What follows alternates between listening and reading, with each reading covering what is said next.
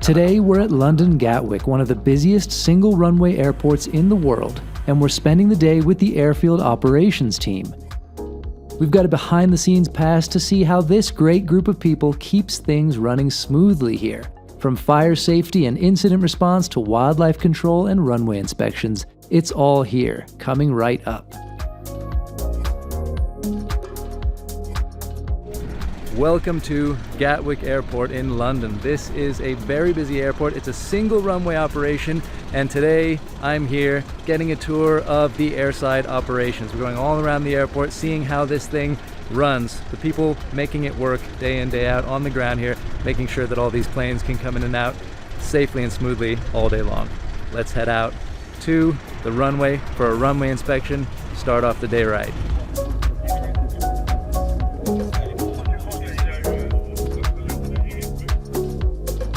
So we're about to do the mid-morning surface inspection. So we have to do 4 surface inspections a day. The first light, the mid-morning, the mid-afternoon, and then the last light. And that's basically looking at the surface, making sure that it's clear of FOD. Yeah, just make sure it's okay to then be used as an active runway. So we are the 8th team today, so we are predominantly the runway team. We will be kept on standby for any incidents or anything runway related. We're always 2 people at control, so we have 2 sets of eyes to look out for aircraft. Then we'll focus on the driving, and I will look after the radio. So when we talk to ATC or our colleagues on the desk, I can look after those for him. And that call we just made then was to request to tell ATC that we're going to be going down for the first light. They might want to try and create a gap if possible. Like they've said, give it 10 minutes. So they've obviously looked at their flights and they've got a bit of a gap coming up, so they're going to try and get us to do the runway inspection in one long go rather than keep coming on and off.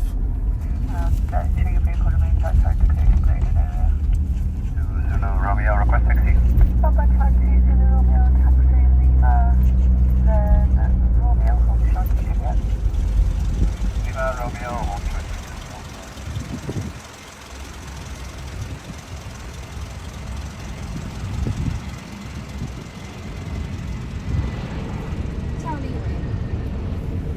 Leader 8 tower, passing message. Leader 8 holding a beam Juliet 7 for the mid-morning surface inspection of runway 08 right. Leader 8, Roger, thank you, I'll call you shortly. TG2 and Alpha Mike, contact ground 121.805. Renault 2767, surface wind 060 degrees, 7 knots, runway 08 right, clear for takeoff. Right, clear takeoff, Renault 2767. Renault 8, Tango Romeo Tower, hold Juliet 1. Hold Juliet 1, Euro 4 Tango Romeo. Into runway 08 right, leader 8.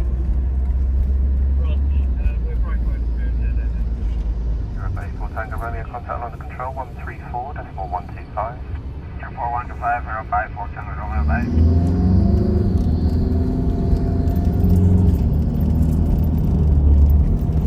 Runway 08 right, there is a vehicle on the runway carrying out routine inspection. Advise Unit 1, 08 right, line wing, 40. Final approach distance. 59, 40, taking over. Tower leader 8, vacated Golf 1. Leader 8, Roger, thank you. Break Griffin 40 Kilo, be ready immediate. Okay, Griffin 40 Kilo. Kilo 2038, vacate left, contact ground 121.805. Left edge 21.805. Next flight.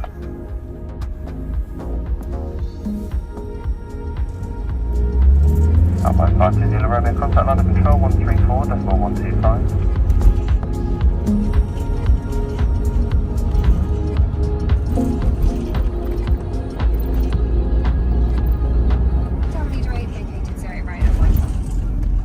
Roger, thank you. Break. Alpine 94 Delta Alpha, surface wind 030 degrees, less than 5. Runway 08 right, clear for takeoff. And leader 8 report. So that's the mid-morning surface inspection of runway 08 right, complete and satisfactory, leader 8. Leader 8 right. That's the mid-morning surface inspection of 08 right, complete and satisfactory, and the state is Zone A 6, Zone B 6, and Zone C 6. Start time of 2.5, finish time of 3.3. Visually observing the surface, making sure that there's no bird debris or no breakouts.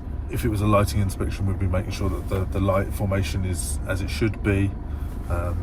Likewise with paint markings and things like that, but just making sure it's a safe place for aircraft to land. Yeah.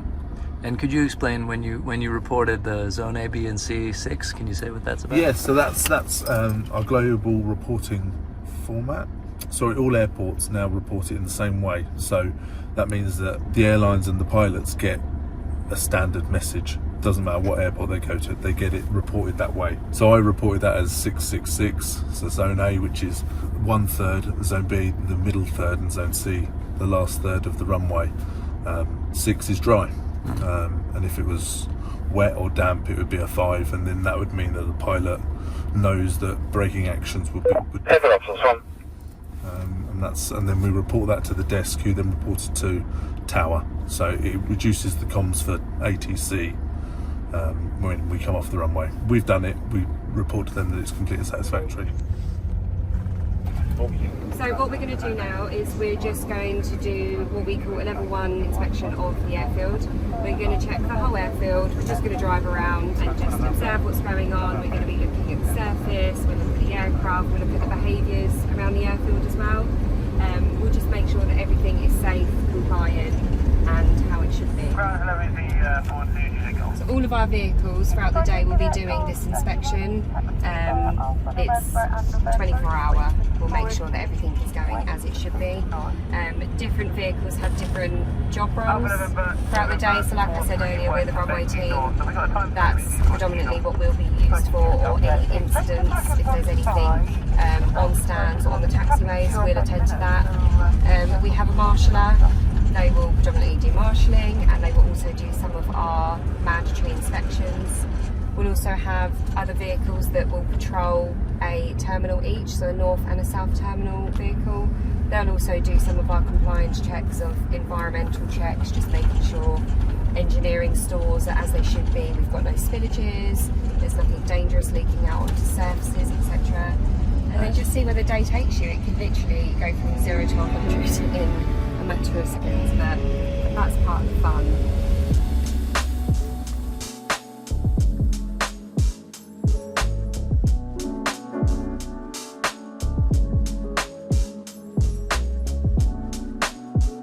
Okay, 5-2 middle, yeah, we've got a room now, thanks. Air Transat 122.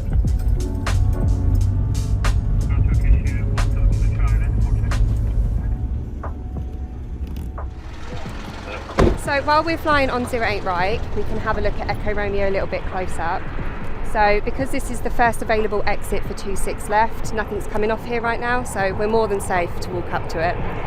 So as you can see here, you've got the stop bar for the runway, so we'll never cross that without ATC clearance. But Echo Romeo has been built and it's now in service. And basically we've brought it to Gatwick so that we can keep the emissions low for aircraft. We can get them off a lot quicker, and ATC can plan with the movements, how long an aircraft is to vacate, and how quickly they can get aircraft to depart. That lowers noise in the local area, and also for departures it means that they're not waiting at the hold as long, so much better for noise and fuel.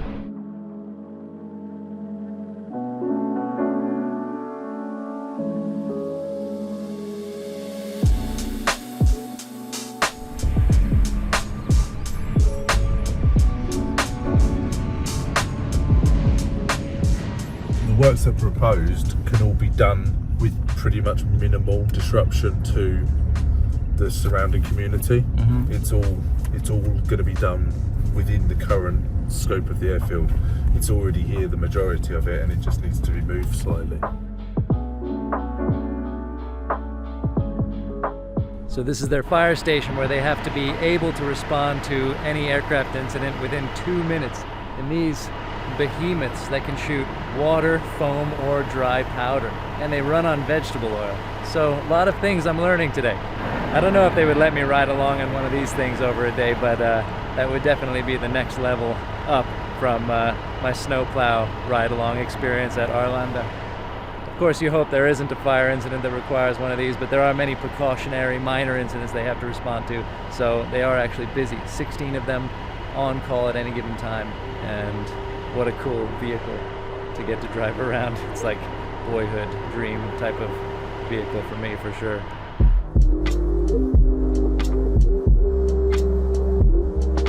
This is our vehicle base, so this is where all the vehicles are kept. We've got multiple different vehicles here on the station, starting off with Fire 1. So this is our Incident Command vehicle, so our station manager. Obviously with the 4x4 it's a lot easier to manoeuvre around aircraft and that.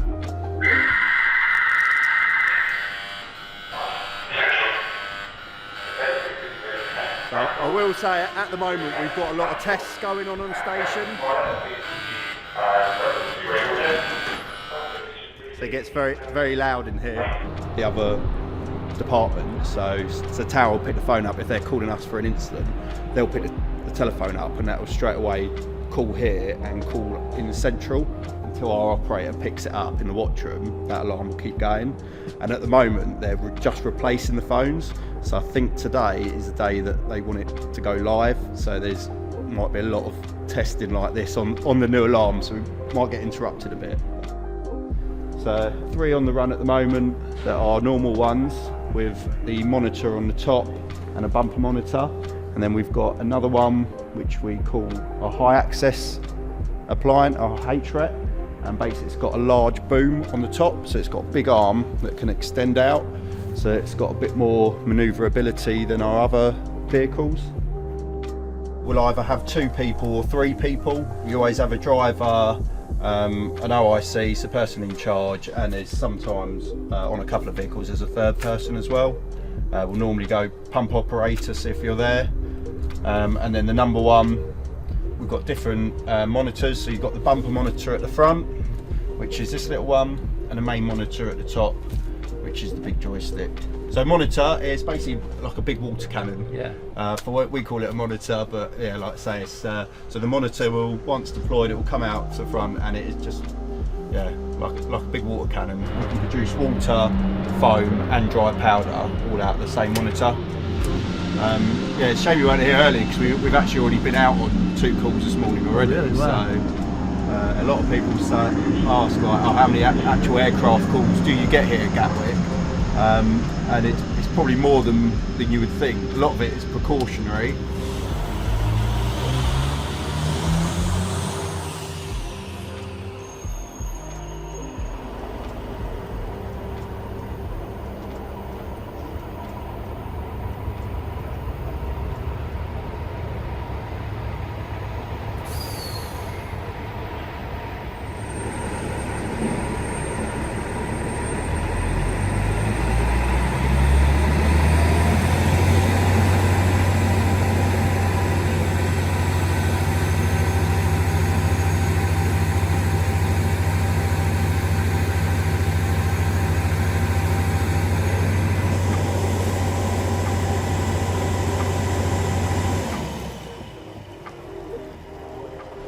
Our watchroom person obviously in charge of relaying any messages to us over a tannoy system. And obviously main role is communication up here. So he's in charge of the telephones, tannoy and any messages onto crews. No, we've Fire 2's made its attendance, so basically they give an informative message of what their initial findings are. That's fed through here and that's obviously called downstairs. I put that down initially in any kind of fashion that you can there, and then it's typed up on an electronic log, like so. In between our very extraneous duties that we're doing up here. Crash and emergency lines here. So obviously if there's any aircraft calls, Tara will pick the telephone up, and these are the phones that will ring here and over at Central, and the emergency line does the police as well. And then obviously the tannoy opens up as well, so everyone can hear the communications on the call, find out the details, and then obviously we can respond as well. The source of the smell of burning was a new ground services electric buggy. Check. Fire service reading your link. Wait out.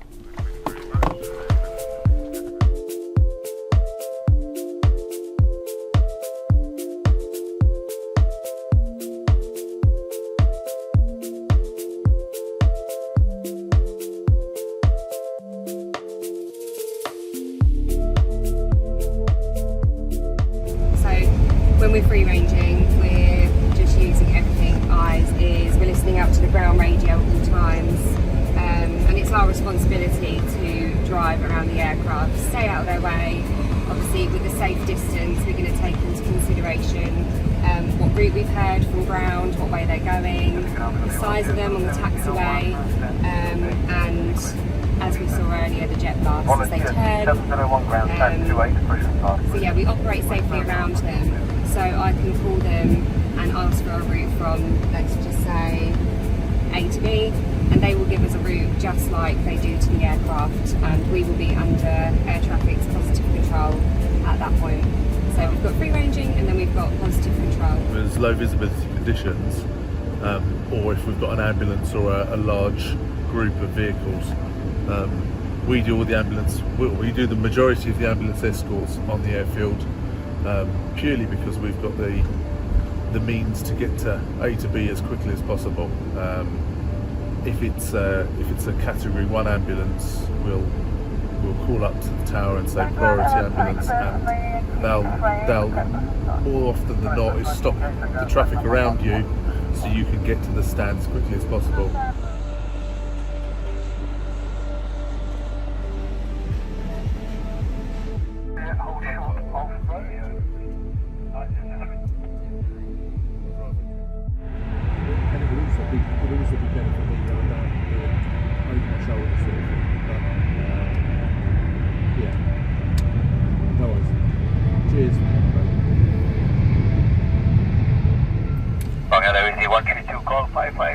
So we've just let ground know that we're the marshaller here for the 140s. Ben's just out doing a quad walk of the whole apron, and you can see the tail just over the top of the building, so they've just pushed. They'll need to get taxi clearance to come round, and then they'll be instructed to park on 141 right under the marshaller's instructions, and then that's when Ben will pick them up. Ben's got full situational awareness of the 140s, so the 140s are currently in push and hold mode, which means that no equipment, no vehicles will be coming onto stand, and this is where we can turn them. There's no issue with jet blast or anything. Ben's going to slow them down and stop them on the mark. He signals that he's finished, they'll apply their parking brake, and that's that. It's a really nice manoeuvre. Yeah. Sometimes you're not sure how they're going to perform, but it's good. When you're turning them on stand, if they don't know what you want to do with them, they sometimes don't have the confidence to turn. But then once they understand where they're going and where you're going to leave them, they're like, oh, okay, that's fine. But yeah, it's strange for some of the airlines who have never seen it before. It's bread and butter now for EasyJet and for our more local airlines, but if it's an airline that's not used to it, it can become more complicated, but that's where you've got to stay calm and just reconfirm that, no, follow me.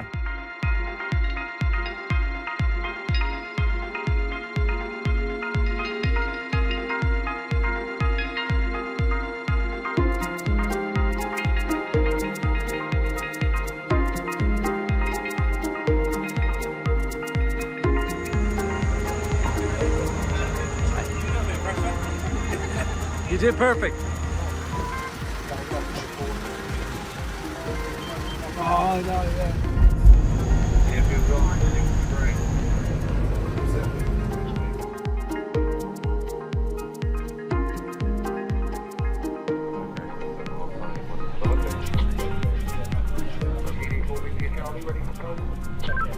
Sweeper one's unserviceable. Do we know what the issue is? It's going to live mode.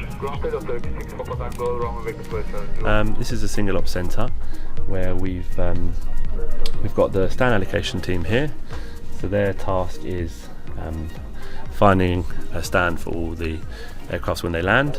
We've got about 186 stands here at the airport. I think on average 800, 900 movement day. Need to make sure every aircraft is planned somewhere. They're then looking to react if we've got any delays on the day, replanning the stand plan. If you think about when someone lands at the airport, if they're waiting for a stand, 10-15 minutes. This is the team that's then trying to find a new stand where to park. In this room we've got representatives from different airlines and handling agents, but the idea of the room is if we've got disruption or we've got something going on, we can talk to everyone at the same time. So if there is disruption now, we can kind of just shout across the vessel what's going on here. Usual like flight numbers, destination arrivals. So each little block is an arrival and basically, departure. yeah, arrival, departure, and then so the longer it's on the ground, the longer the lozenge is.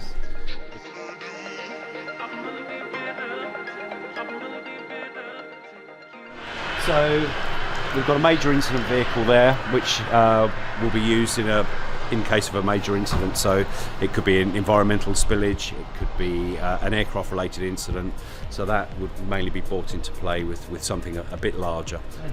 So we've got medical equipment, we have spillage response equipment as well in there. So we take the environmental side of things very seriously. So if there is a major fuel leak, whatever it might be, we have the equipment in there to be able to deal with it in a timely manner and prevent it going into the local watercourse and causing any further issues. So that's something we'll bring out in case of quite a big event, which thankfully we don't have very often.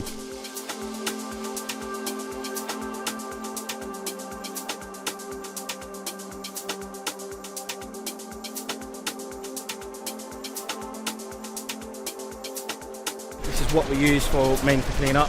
And in this one we'll be carrying spill sorbs, which is little product we put on like spills. So for example, if we've got like a hydraulic spill, we're putting that stuff on there to soak it up, just to prevent it from spreading, because the main thing we want to protect is the water system. We do not want it to get into the water system, so we'll barrier it off with the spill sorb, or if it's a little bit too thick, there's more of the stuff, I would say. We've got these mats as well, which will really absorb, especially for fuel. That's really good for fuel, and we can use these to barrier off the liquid as well. So again, protecting the water system, the wide line. This is the main one we'll be using for the runway and the taxiway. So any big spills or anything like that needs clearing up, we'll be using that one. The water will be in there, soap in there, and then everything up. It's got brushes on the side to sweep everything in. So at the start of every shift, what we're going to be doing will be DIing the vehicle, making sure they're all working fine. So I'll be checking just a visual inspection really, checking the tyres, making sure there's nothing stuck into it, no bulges.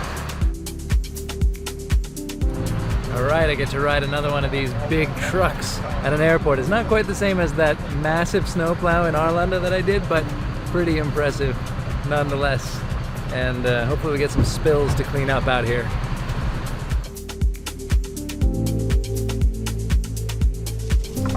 So depending on the spill, I'll be choosing to either use soap or just water to clear it out. So what we're going to do, I'm going to leave the soap off.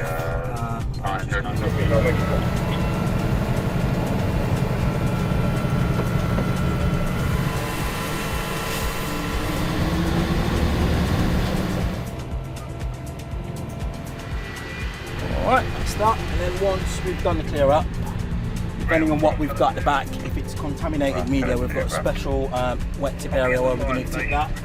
If not, yeah, we'll just get rid of the stuff that's at the back and make sure the vehicle's ready for the next event. Alright.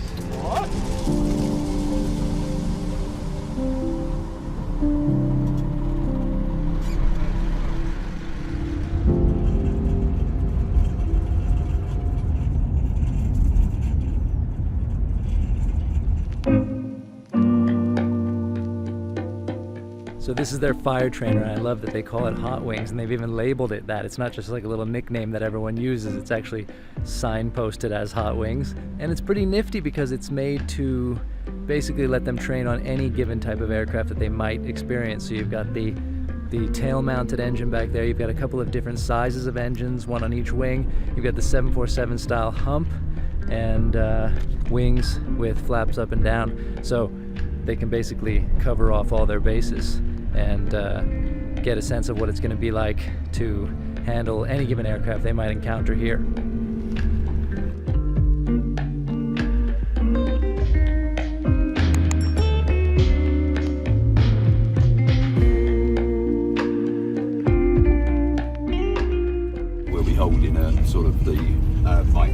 something, and we'll all be on flight radar. It's third to land, it's fourth to land, and we'll be tracking it and everything. Right. And the desk person equally will be like, right, these people are here, these people are here, because you can see the vehicles on it. Yeah. So we use it a lot. On stands, if I'm marshalling, I'll look up we've got a system where it'll tell us what flights are coming into what stand, and then I'll get the reg from that, and then I'll look on flight radar, see how far it is out and everything. So it's a really handy tool.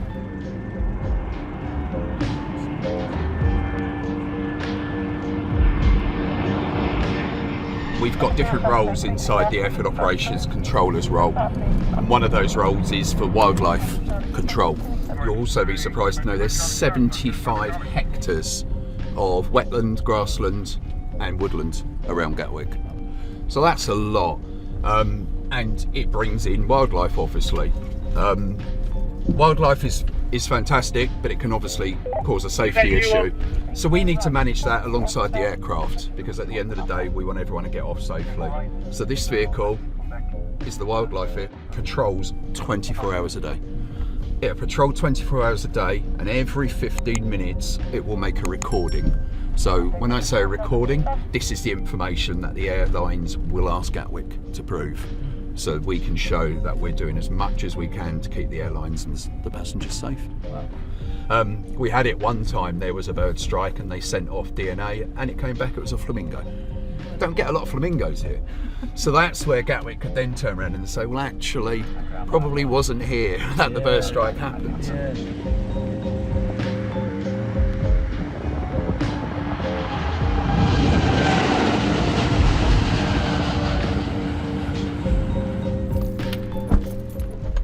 So obviously we've got sort of systems to do bird scaring, and one of those systems could be as simple as me driving along beeping a horn. One of them could be me jumping around, and we actually have the ability to record on a tablet what we use, even down to just human behaviour. We try to mix it up. So what I mean mix it up is birds are very clever, especially crows, especially corvids. They will get used to a certain thing. So if you pull up and you beep your horn, they'll look at you and say, yeah, all right, off you go. We have a laser system. So this is almost like your fancy pens that you can get, your little pointer pens, but this is actually classed as a weapon. And what it will do is it will fire a laser. The laser goes absolutely miles, and it is incredibly bright. And this has been purchased to give us an option of pushing birds away from a distance, not using any sort of lethal force. We've got to take consideration of obviously pilots, but people around the airport as well, and that's quite a responsibility. So these systems have actually got a degree sensor built into them. So if you try and raise it too high, it'll cut the laser out.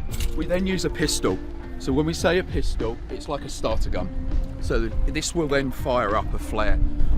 We've got 3 different types of cartridges. One's called a blank, and it will just literally fire up into the air in a very quick bang.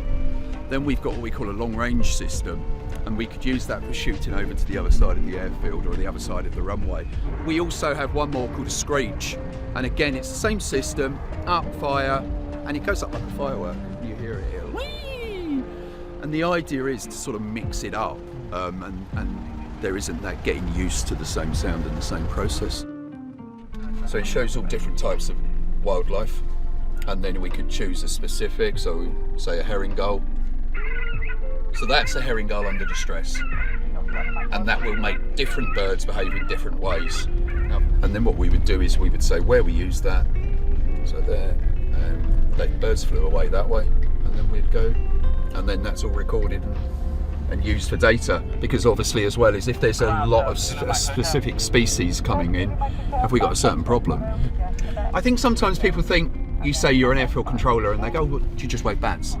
You know, and I don't think people realise what the whole of the role entails. You know, as we spoke earlier, the sort of the inspections, the policing, the problem solving, the turning up with ambulances. It can be anything, anytime, any day. So yeah, you know, and sometimes there's sort of like when you turn up to an incident, there can also be sort of like a little bit of a barrier with the handling agents and that, you know. But if you approach it right and you talk to people properly, you know, they realise you're there to keep people safe at the end of the day. But it's not a bad job driving along, peace and quiet, you know. and seeing the aircraft landing at the same time. In London for Flight Radar 24, I'm Gabriel Lee.